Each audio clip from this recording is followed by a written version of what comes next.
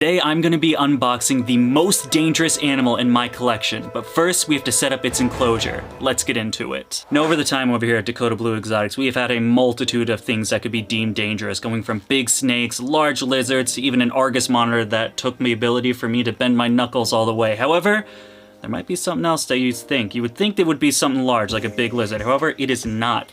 It's going to be this guy right here. Really hard to pick up on the camera. This right here is a Goliath bird-eating tarantula. Now, as you guys know, we've dabbled in tarantulas. We got the green bottle blue, we've had the Arizona blonde. However, just like most things in my life when it comes to collections, Old Dakota needed the biggest and baddest when it comes to that. So I couldn't just own a green bottle blue tarantula. I had to get the worst species ever, the one that everyone's afraid of and no one wants to own. Of course, that's one that today we are going to be building its enclosure. I'm going to set it down over here. Today, that's exactly what we're going to do. We're going to be building out its enclosure. We're going to make it completely bioactive because, by God, I probably never want to open that cage more than I have to when I have to feed it. This is definitely a look and don't touch species. My God, is it a beautiful species. All right, let's start setting this bad boy up. Alrighty, boys and girls, welcome to Reptile Home Improvement. I'm your host, Tim the Tool Belt Man Johnson, and today we are going to be checking out this 10-gallon enclosure. Now, I believe this enclosure is either going to be temporary or full. It depends really what the sex of the animal is, whether it is a male or female. If it's a female, it'll probably get larger and it might outgrow this. If it is male, it can probably stay in this one. This is a nice one. It's one of the ones I had the conversion tank on, so it has this cool plexiglass door. Very nice. Nothing's getting out of this bad boy. 3 pegs to seal it up and you are good to go. Before we seal it up, of course, we have to start putting stuff in. Now, like I mentioned, we are going to be making this bioactive, so the first step we're going to be needing is a drainage layer.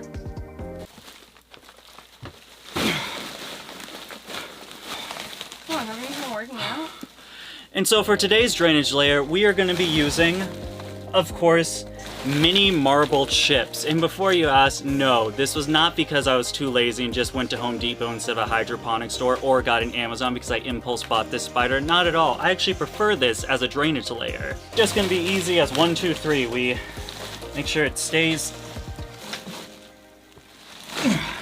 right on here, and then we open her up and start pouring stuff in.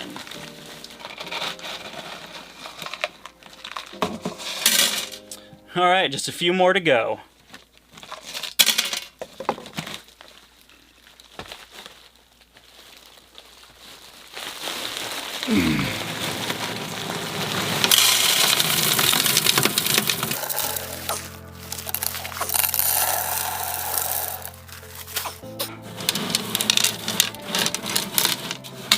Alrighty, boys and girls, next up on the list, now we have our drainage layer, is going to add a separator. This is going to separate your substrate from the actual drainage layer. Now remember, the only job for this is to make sure that the water seeps from the soil into this little reservoir and then just evaporates over time.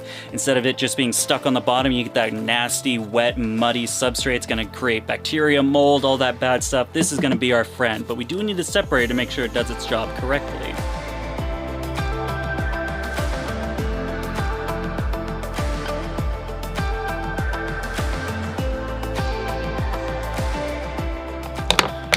And 1, 2, 3, boom, you got your little separator thingy-majigger.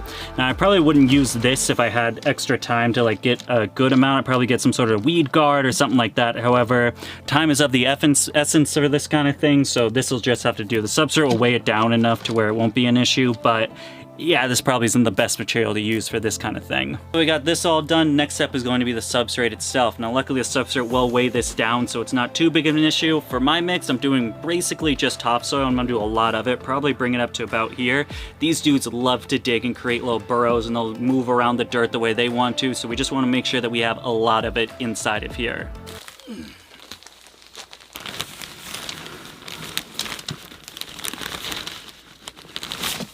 That's a good amount. I think that's... Now that's a lot of dirt.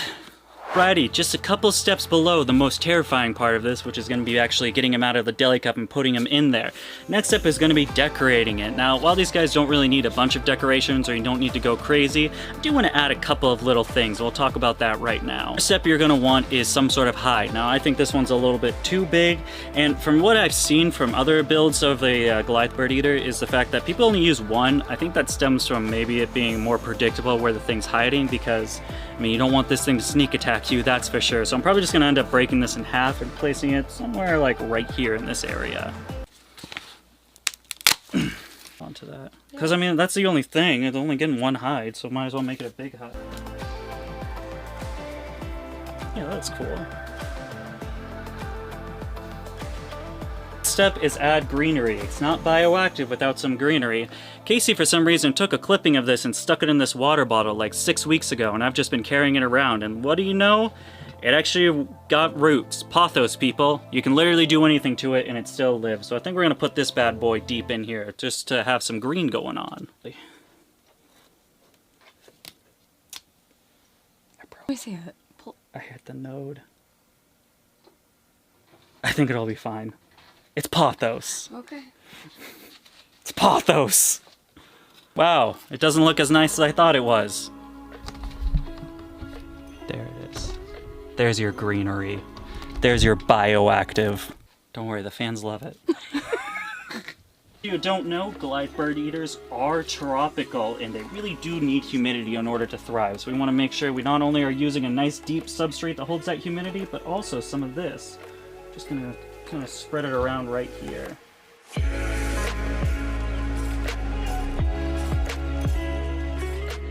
Hey boys and girls, the last step on the list are going to be these oak leaves. Talking to a couple of other Goliath bird eating owners, they said that not only will they make this little hide out of the bark, but they'll also take the leaves and kind of close off, make it a little door. And I really want to see how a spider does a leaf door. That's the word I was looking for. So let's just sprinkle some of these bad boys in and we'll call it a day. Just a little sprinkle. Yeah, there you go.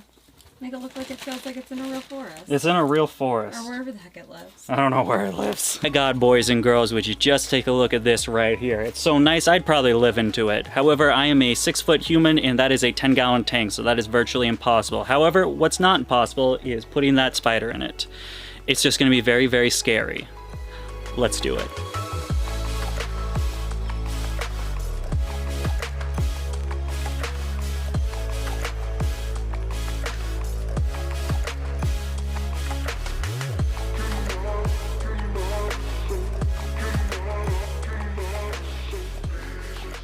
Boys, the moment of truth, the moment that I am very, very scared to do. Now you guys have probably wondered, Dakota, is this a fashion accessory? What are you doing with black gloves on? And why the wardrobe change? It's probably hot in a reptile room. Why are you wearing a long sleeve shirt?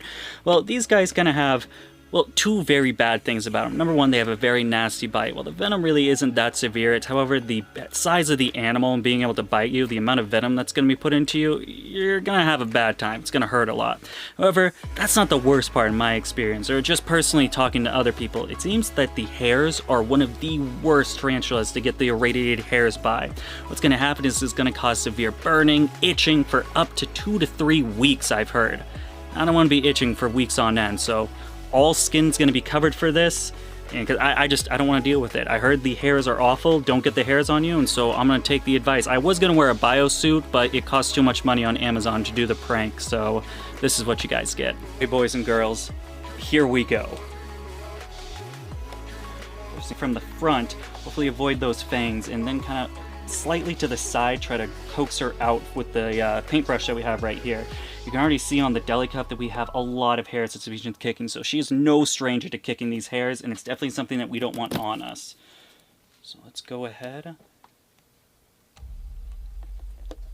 Alright, we got her in. Now we're just gonna slowly open the tub. Oh my gosh, she's looking right at me. She's already ready to kick. You can already tell. She's looking right at me. I am terrified right now. Yep, there she goes.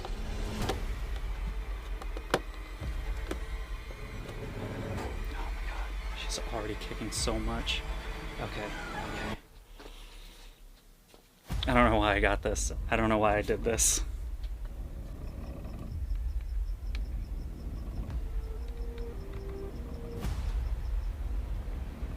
There you go, honey.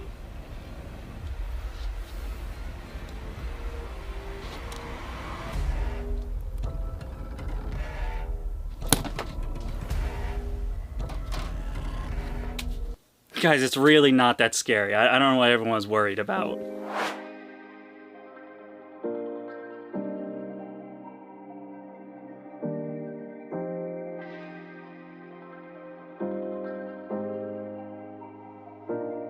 Well, there you got it, boys and girls. How to make a really cool bioactive enclosure for your nightmare fuel. This thing scares me. This is honestly, I've never kept something that actually instills fear into my heart, and this is the thing that does. Hopefully one day we'll get over it, because at the same time, man, this thing is really cool. I really like just what it moved a little bit, and I was like, ooh, it's moving.